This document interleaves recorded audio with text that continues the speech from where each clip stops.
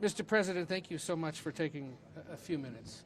This has been quite a week, not just because this conference is underway, but because there have been developments on all sorts of fronts. Give me your impression of sort of where the world is right now, given what President Trump has been threatening to do, what he's now vowing to do, and all the other economic and political developments that the world's facing. Well, I think if you look at the first 3 weeks of this year, it's been foreign policy and diplomacy on steroids. It started off with Venezuela, moved on to Iran, with big meetings on Ukraine. There's been a lot on the Middle East and especially on Gaza, and then Greenland as well. And I think this is probably a reflection of the world that we live in. It's a world of disorder. We're sort of in between orders. The Cold War, post-Cold War era has ended. And that's when power vacuums emerge. I think the order started to change when Russia attacked Ukraine. And of course now it's changing more because of American foreign policy. So it's interesting times, as we say, and especially for someone who likes to do a lot of foreign policy analysis and do foreign policy as well. I think, and you can appreciate this, you've studied in the United States, you've spent a lot of time working with and on the United States. There will be many Americans, though, who would say, wait a second, what do you mean we're not a superpower anymore? Mm-hmm. What do you mean our influence is declining? They may not necessarily be looking at this from the perspective of the rest of the world. Why are so many now convinced that's what's happening? Well, to preface this, I probably have to say that I'm pro-European, pro-American, and therefore, by definition, pro-transatlanticist in many ways. So I want the United States to retain its position as a superpower. It's not a sole superpower anymore because China is, of course, there. But I think what a lot of people are looking for right now is global stability. And we're seeing a lot of activity. Sometimes it's related to tariffs, sometimes it's related to something which is not, by definition, international law. And then what's going to start happening is people looking a little bit elsewhere. So the European Union just did a deal with Mercosur on free trade. They're going to do one in India. You saw the Canadian Prime Minister going to China. This is sort of a shifting power balance. I'm not excessively worried about it, at least yet. A lot of people are saying that, ooh, the transatlantic partnership is over. I disagree. We go through these phases. The Suez Canal was one. France leaving NATO was another. So we kind of need to be a little bit less het up about stuff. Be a bit more Finnish. Take a deep breath, take a sauna and a cold bath, and we'll solve it together. Let me ask you about some of this week's developments. First of all, why is Finland not signing on to President Trump's Board of Peace? Well, we do this together with our European partners. So I think the actual idea of a Board of Peace is good because we need more space for peace mediation. But there are probably two reasons why we can't sign on right away with our European allies. One is that this is an international organization, which basically then needs parliamentary approval. So, we are liberal democracies. We can't come here and say, okay, here's a statute. The other one is that we want to link it even more closer to the UN. So I think, for instance, that the Gaza Peace Board is based on a UN mandate, which is really good. So now we just need to make sure that some of the other mandates can be put into the UN as well. But we'll see what the other Europeans do and what we do together. I think it's a good initiative. And on Greenland, this is perhaps the most dynamic, fluid one you face. By the end of today, things could be very different than how the day started. What do you make of going from threats to concept of a plan to further confusion about whether we're negotiating someone's sovereignty or not? Yeah. Well, together with colleagues, we've been working on this issue for pretty much last weekend and this week. And I said from the beginning that we have three scenarios. We have a good scenario, a bad scenario, and an ugly scenario. The good scenarios was to get an off-ramp and find a process which moves us towards Arctic security. And I come from an Arctic country. We have the biggest Arctic military power in the alliance. We have 1 million Finns who have been trained militarily doing their service in Arctic conditions. Second, the bad option would be an increase in escalation on tariffs. And a third ugly one would be to say there's going to be a military takeover.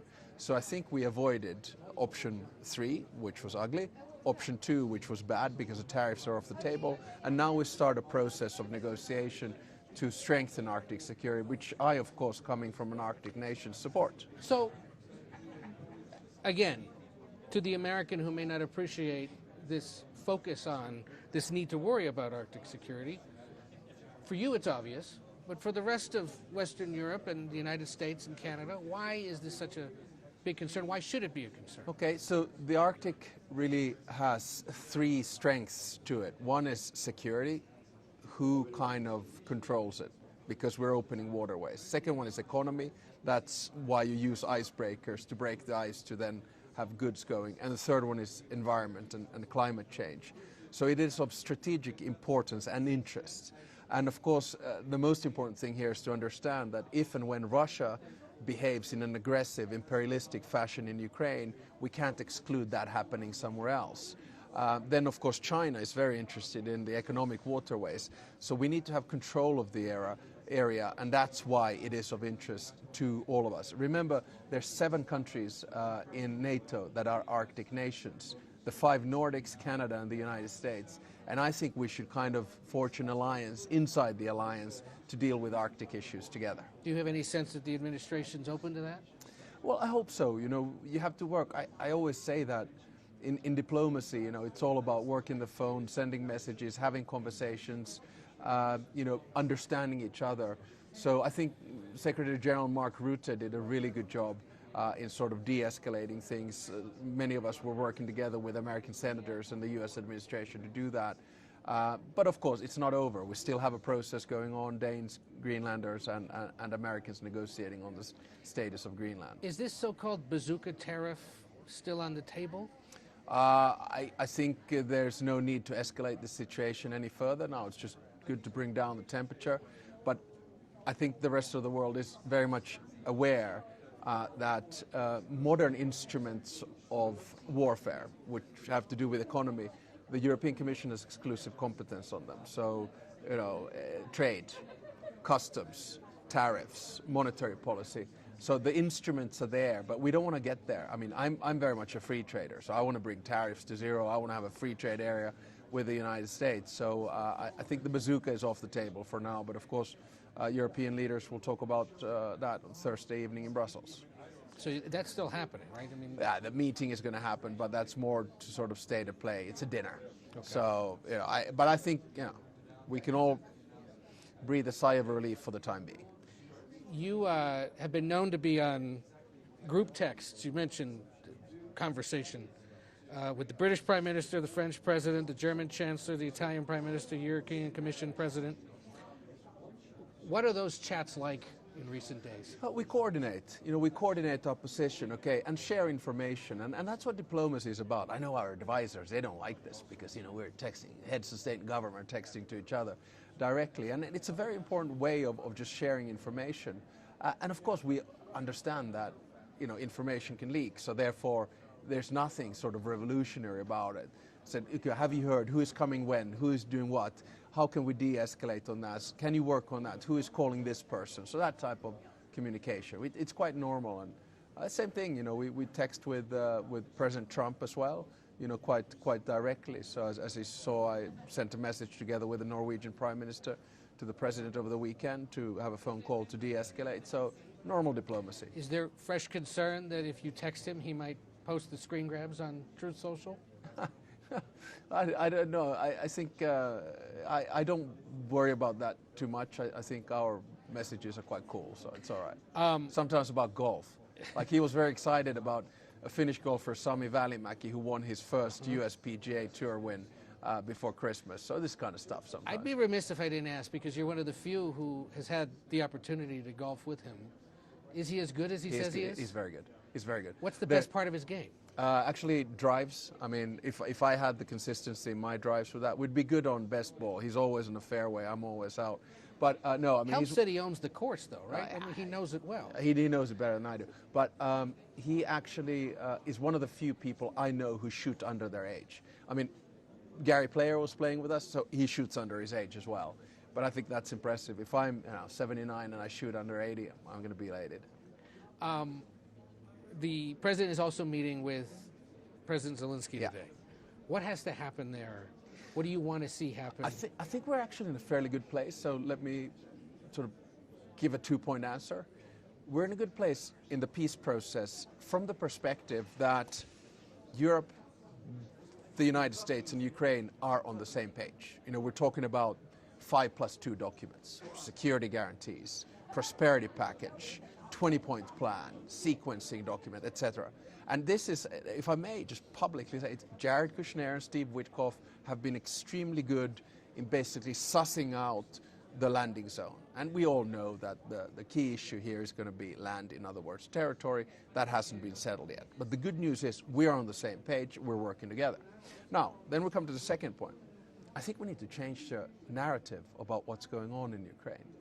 There seems to be a narrative that Russia is winning this war. It's not. I mean, let's just look at the facts. What was the strategic aim of Putin? That was to take over Ukraine 4 years ago and make it Russian. Ukraine is becoming a member of the European Union.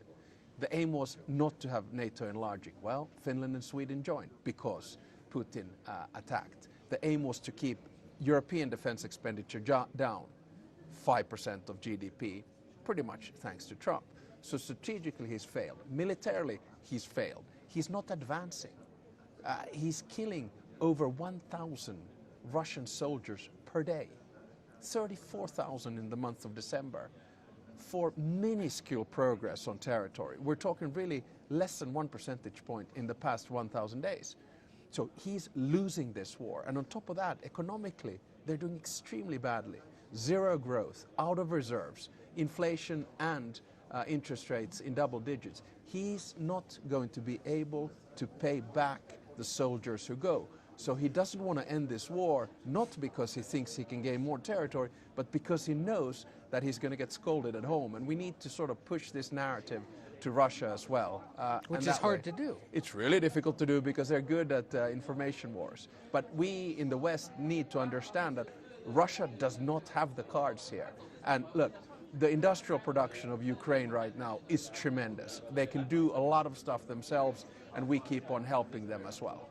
Is there a need to rethink how all of you talk to Putin? Yeah, we've been talking about that for about a year. So far, the lead is obviously with President Trump and his administration. As we speak, Steve Witkoff and Jared Kushner are traveling to Moscow to talk about things. So at some stage, there needs to be a dialogue, and I would welcome that. But who does it and how, I don't know. The most important thing is that it's coordinated and not a solo act. So I don't want any kind of Orban type of dialogue with Putin, because that's, well, not the European line. You've got a new book out. Yeah. This is one version of the book. Yeah. I know you have to be careful about how you tout the publication of this, but it was telling that the Canadian Prime Minister this week name-checked your book and your theories, calling out your push for values-based realism. Broadly speaking, what is that? So values-based realism is not a doctrine, but it's an instrument to get us through this changing world order. So on one hand, you stick to your values: democracy, freedom, rule of law, protecting minorities, human rights, fundamental rights. So stay true to who you are, the American Constitution or the Finnish Constitution. But realism in this is that you cannot solve the world's big problems, like conflicts or climate change or technology, just by dealing with like-minded states. I'd love to rule the world with Sweden, but it's, you kind of can't do that, right? So the bottom line is that this gives you space to deal with a new order. So sometimes, values are challenged when I deal with China. Sometimes my values are challenged when I deal with the United States. But that doesn't take away the necessity to do diplomacy. And that's why values-based realism goes together with something I call dignified foreign policy, which means that we need to accept and deal with other human beings and parts of the world in a dignified fashion. I actually think that the fight is now between multipolarity, which is deals, transactions, and spheres of interest, and multilateralism, which is international institutions, norms, and rules. And this tension will determine what the next order looks like. And I think it's going to be actually the global south that decides, including countries like India. Yeah. And you lay it all out in the book quite in vivid detail. So we appreciate you taking some time amid the dozens of engagements you have at a place like this. How many years have you been coming?